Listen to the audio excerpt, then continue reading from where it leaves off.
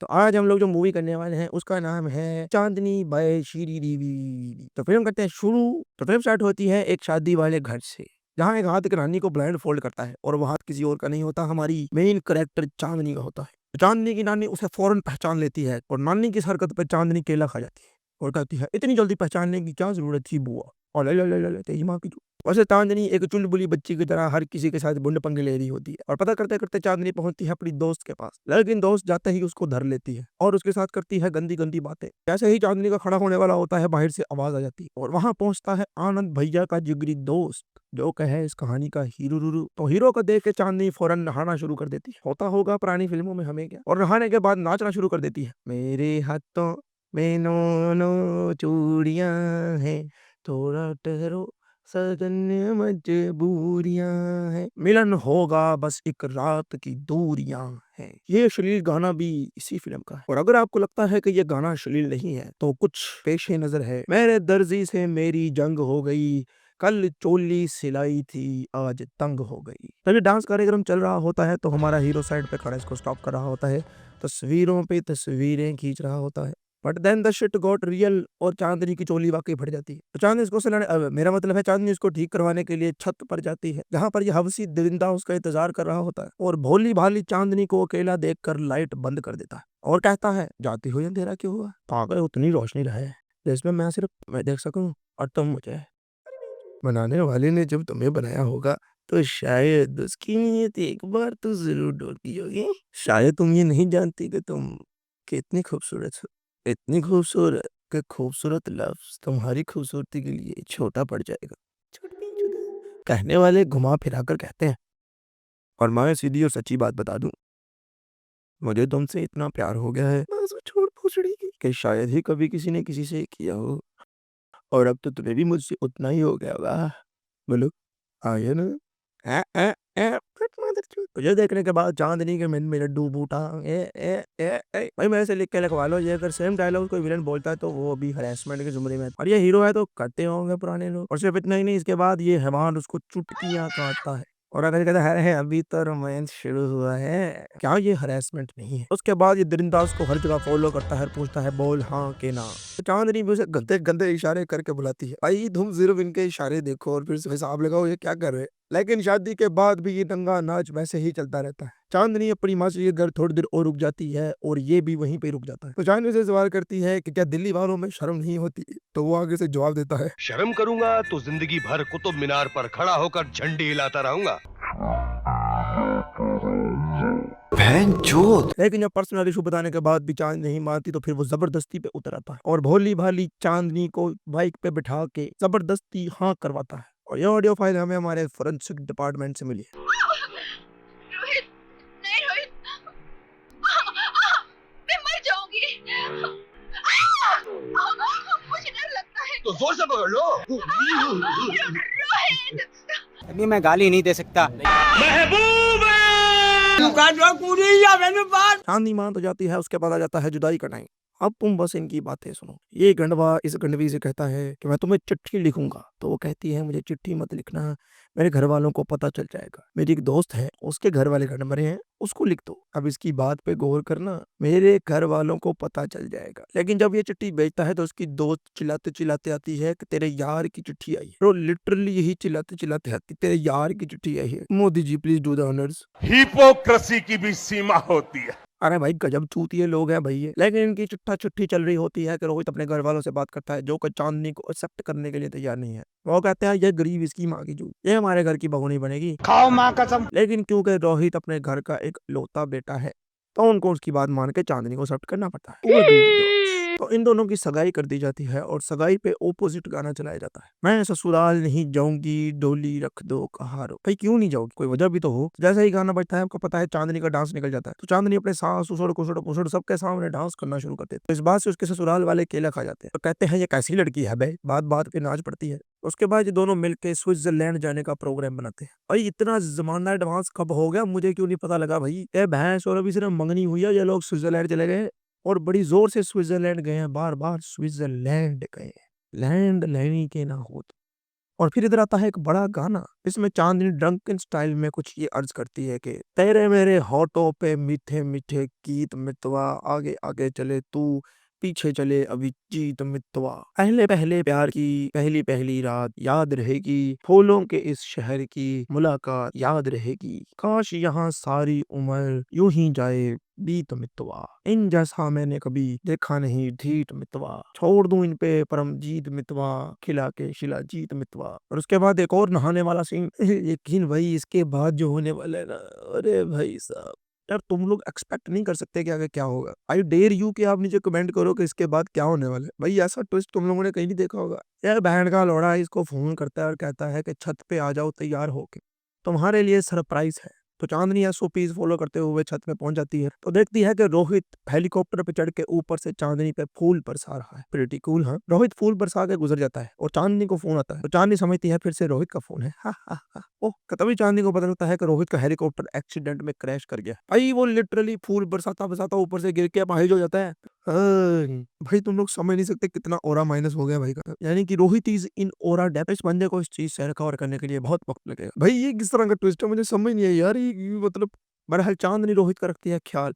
उसके घर वाले चांदनी का जीना हराम करते हैं लेकिन चांदनी फिर भी कहती है नहीं, तेरे दिल में मैं अपने अरमान रख दूं, आ मेरी जान तुझ में अपनी जान रख दूं, आलू वाला नाक रख दूं। लेकिन रोहित का मूड ऑफ ही होता है क्योंकि रोहित तो अब अपाहिज हो चुका है। चांदनी रोहित को ठीक करने के लिए उसके सामने बारिश वाला गाना भी करती है। हम कंफ्यूज थी रोहित को खड़ा करना चाह रही है कि रोहित का खड़ा करना चाह रही है। भाई रोहित को आधा घंटा सड्यूस करने के बाद भी जब रोहित कोई रिस्पॉन्स नहीं देता, भाई ये इलाज है कि टॉर्चर है, मुझे समझ नहीं आ रही। एक बंदा जो चीज नहीं कर सकता उसके सामने वो चीज क्यों की जा रही है भाई। और भाई ये किस तरह के लिरिक्स है भाई। आंसू तेरे निकले दिल मेरा रोए, चोट लगे तुझको तो दर्द मुझे होए, तेरे जख्मों पे अपनी जुबान रख दूं, आ मेरी जान तुझ में अपनी जान रख। अबे बंदा पक्की। और भाई ये क्या बात हुई यार कि जख्मों पे जुबान, शुक्र है उसकी टांगे टूटी है भाई, उसको की बवासीर होती तो लेकिन जब डांस के दौरान रोहित मजीद गिर जाता है तो उसकी फैमिली कहती है कि चांदनी को इससे दूर रखो। तो रोहित से सब कुछ देखा नहीं जाता और वो कहता है कि चांदनी डिजर्व बेटर देन मी, और ये कह के चांदनी की छुट्टी करा देता है। तो चांदनी ये दर्द बर्दाश्त करने के लिए जंगलों में जाकर टाई ची करती है। अगले दिन अपनी ट्रेनिंग पूरी करके जब चांदनी वापस रोहित के पास पहुंचती है तो देखती है रोहित ने रातों रात सारी दीवारें रंग दी हैं। चांदनी रोहित को समझाने की बहुत कोशिश करती है लेकिन रोहित डिसाइड कर चुका होता है कि शी डिजर्व बेटर। तो वो चांदनी की बिस्ती प्रो मैक्स करके उसको भेज देता है। तो चांदनी भी डिसाइड करती है कि मैं सारा लौड़ा लसन भूल के अपनी नई जिंदगी शुरू करूंगी और उसी लड़की के घर पे रेड मार देती है जिसकी शादी पे ये दोनों मिले होते हैं। रंग बड़े बादल से तेरे नैनों के काजल से, मैंने इस दिल पे लिख दिया तेरा नाम चांदनी, ओ मेरी चांदनी। तो चांदनी इन दोनों मस्टंडों के साथ जाके नए शहर में नई जिंदगी शुरू करती है जहाँ वो एक नई जॉब के नए इंटरव्यू के लिए लेट हो रही होती है। लेकिन हर टिपिकल फिल्म की तरह इस बार भी वो लेट हो रही होती है और एक बंदा आके उसको लिफ्ट देता है जो के बाद में उसी का बॉस निकल आता है, इसकी माँ का बो साड़ा टाड़ा टडीडा। और इस प्राणी का नाम है ललित जो कि चांदनी को अपने पास जॉब पे रख लेता है। अगले दिन जब चांदनी ऑफिस से घर आती है तो उसकी चौल में पड़ चुकी होती है रेड। तो चांदनी कहती है लेट्स थिंक पॉजिटिव, आज सारी रात सड़कों पे कुत्तों की तरह फिरेंगे। और वो बारिश में होटल किराए पे लेने के बजाय सड़कों पे कुल्फियां खा रहे होते हैं। तभी वहां पे आता है ललित। ये बंदा हमेशा गलत टाइम पे गलत जगह पहुंच जाता है और वो चांदनी से कहता है कि तुम यहाँ बारिश में क्या कर रही है, आओ मेरे घर चल तुझे माँ से मिलाता हूँ। और चांदनी और उसकी मुस्टंडी गैंग उसी कार के अंदर जाकर ललित की माँ से मिलते हैं और रात वहीं गुजारने का फैसला करते हैं। लेकिन वहां पे हो रही बारिश देख के चांदनी का फिर से खड़ा हो जाता है और चांदनी फिर बारिश में निकल जाती है। चांदनी को बारिश में देख के ललित उसे मीटिंग कॉल देता है। लगी आज सावन की फिर वो जड़ी है, वही आग सीने में फिर जल पड़ी है, क्या ये बेंटन की घड़ी है। तो चांदनी ललित के पास पहुंचती है और ललित उसे बताता है अपनी बैकग्राउंड स्टोरी, तो कैसे उसकी एक बीवी थी जिसे वो प्यार करता था लेकिन वो शट डाउन हो गई और जाते जाते ललित से कह गई कि मैं मरने के बाद किसी खूबसूरत लड़की को देखकर उससे शादी कर ले।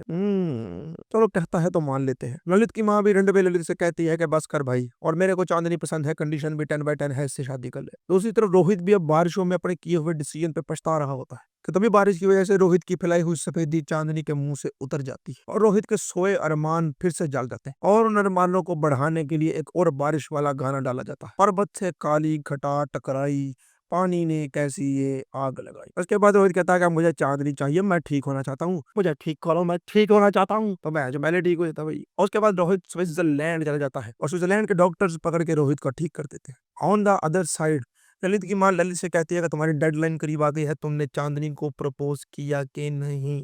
तो ललित कहता है कि अभी मैं स्विट्जरलैंड जा रहा हूँ, जब वापिस आऊंगा तब करूंगा। जाता हुआ ललित चांदनी से कह जाता है कि मैं तुमसे प्यार करता हूँ, मेरे वापस आने तक तुम भी अपना जवाब रेडी रखना। और उधर भी रोहित चलना शुरू कर देता है और जैसे कि आप जानते हैं कि चूतिया चूतिया को खींचता है, तो ये दोनों गंडमड़े रडवे एक दूसरे को ढूंढ लेते हैं, क्योंकि पराये मुल्क में एक हिंदुस्तानी ही हिंदुस्तानी के काम आता है। और इसके बाद ये दोनों लोड़ू बैठ के बातें करते हैं और यहाँ गाना आता है, मैं तुझे सुनाऊं तू मुझे सुना अपनी प्रेम कहानी, कौन है वो कैसी है वो तेरे सपरों की रानी। जब इन दोनों को लगना है पता तो इन दोनों की माँ चुद जानी। तो ललित रोहित से कहता है कि तुमने अभी तक उसको आई लव यू नहीं कहा, ये लो पैसे और जाके उसको फोन करो। ललित चांदनी को फोन करता है और कहता है ओले लव यू ओले लव। तो चांदनी उसे रिस्पॉन्स में कहती है कि जब तुम इधर आओगे तब बात करेंगे, निकल भौसड़ी। और उसके बाद चांदनी फोन मिलाती है रोहित के घर, तो फोन उठाती है रोहित की माँ, तो चांदनी की माँ चौंक देती है। तो चांदनी गुस्से में फोन रख देती है। अगले दिन रोहित चांदनी को फोन करता है तो चांदनी फोन नहीं उठाती। तो ये फोना फोनी में चलते चलते दोनों घर पहुंच जाते हैं। यहाँ पे एयरपोर्ट पे ज़ोंबी एपोकलिप्स चल रहा होता है। लेकिन जब ललित चांदनी के घर जाता है और उससे पूछता है कि तुम मुझे एयरपोर्ट पे लेने क्यों नहीं आई, तो चांदनी ललित से कहती है कि मुझे तुम्हें अपने पास्ट के बारे में कुछ बताना। लेकिन ललित उसे कहता है कि मुझे तुम्हारे पास से कोई फर्क नहीं पड़ता, मुझे तो चाहिए। बात तो सुनिए, मेरी जिंदगी में कोई था। वो कहता है कि मुझे कोई फर्क नहीं पड़ता, क्योंकि उसको भी चाहिए और मुझे भी चाहिए। चांदनी को शादी का प्रपोजल देता है और चांदनी हाँ कर देती है। ललित भी खुश हो जाता है कि अब तो मिलेगी। लेकिन दूसरी साइड पे रोहित भी चांदनी से मिलने की तैयारी कर रहा होता है। लेकिन जैसे चांदनी अपने घर का दरवाजा खोलती है तो चांदनी की खुल जाती है। लेकिन वहां पे बैठा होता है साक्षात रोहित।